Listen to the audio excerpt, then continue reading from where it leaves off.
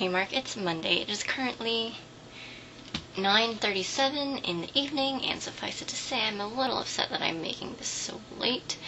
I was actually tempted to not upload a video today because it's technically a holiday, and my family celebrated, as per usual, by cleaning a lot, but here I am anyway. I also thought about making this video a wrap, but with the amount of information gathering and sorting that I had to do to get a decent spiel, to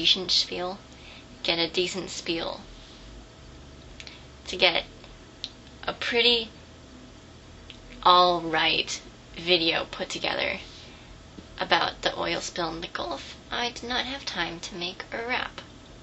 However, before I go into the oil spill in the Gulf, I wanted to say that you, in fact, did not go see Avatar last week because Avatar is a James Cameron film that came out in 2009. You went and saw The Last Airbender.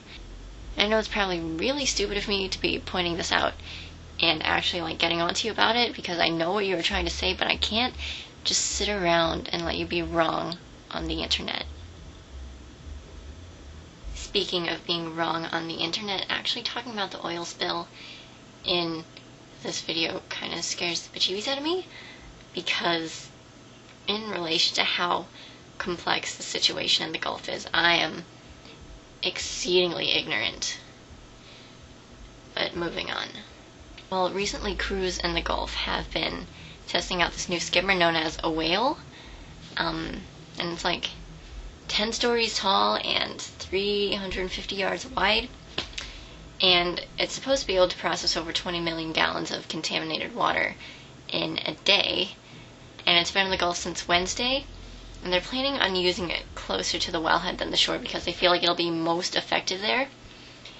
And they're also waiting to get the green light from the EPA on the water quality of the water that's being discharged from the skimmer. Because while it does remove substantial amounts of crude oil from the water, it does leave trace amounts still. And if I may continue with a more opinionated section. Random side note really quick. When I turn on my camera to take video, this green light flashes at me and it's really bright for a while until it actually starts taking video when it dims down to let you know that you're recording, but now there are splotches in my vision and I can't see a lot.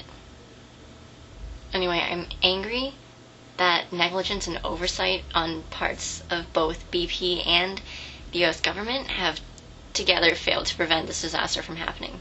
I'm angry that the MMS was able to get and stay super cozy with the petroleum industry and that the MMS was not as tight on safety regulations on oil exploration and oil drilling as they really should have been. I'm angry that so many attempts at stopping the spill have failed and been hugely unsuccessful, and that the progress in making the situation better has been slow, if progress has been made at all.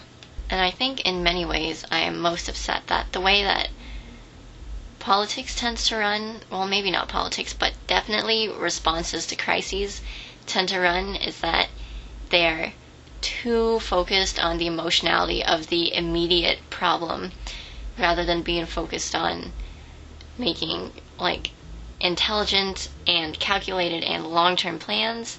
And I don't know what these said intelligent, calculated, long-term plans could be because I don't know very well how things work out in the real world, or how to stop an oil spill or anything like that, but I'm sure that the gross majority of people don't know a lot about that either. And there are a lot of things I don't understand about people in this world, the way there are people who are boycott BP, which I honestly can't see how that is going to help anything at all, and I don't know what a boycott is going to accomplish other than making it very public that the public is angry, and we already know that. I'm confused as to why a crisis such as an oil spill has to happen for protesters to start taking to the streets shouting clean energy now. And clean energy will come especially if people keep pushing for it, but to have these protests now, what do they want? out of this? Like, do they want it tomorrow? Because it's not going to happen tomorrow. And don't get me wrong, I'm all for reducing like oil usage and for getting clean fuels and green renewable resources, but like I'm also completely aware that to try and stop oil consumption now is a very, very futile attempt. The situation surrounding the oil spill is so much more complicated than like, oh, an oil rig exploded? Well, let's ditch oil and try and find some other source of energy. And I know that was a really, really like basic, not even basic, it was just a very, very poor, I don't know what the word I'm looking for, making it smaller than it really is what I'm trying to say. I know that what I just said was a very, very bad way of portraying the situation, but sometimes I feel like that's how people are looking at it, and it really, like, I really don't understand sometimes what people want and what they're trying to do.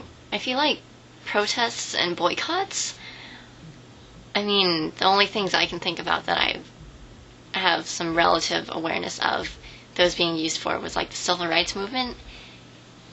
And I mean, I can see how that could work, because getting rights pushed into law, I feel, is a lot easier than seeing it put into action, like in real life. And I mean, yeah, I guess that protesting now could get clean energy put higher up on the government's agenda. But at the same time, like, a move to cleaner energy is going to be very slow and very difficult. I also feel like the process could be much smoother if they had more funding. It all ties back together. And even if I were to know nothing about getting environmentally friendly fuels, then even just by judging on how the US currently consumes oil, I would still be able to tell that to completely remove oil as a source of energy is going to take decades at least, because we are, as painful as it is to admit, a society that is fueled by oil, and a large part of that oil comes from offshore dwells. And a large part of that oil currently comes from offshore wells. Like, alright, so let's not drill any new wells for a while, and maybe eventually we can stop drilling offshore altogether. But I mean, that is a very long time in the future. I mean, we can't just quit cold turkey. And, like, I don't understand why such a large portion of the population tends to get angry when things don't happen immediately.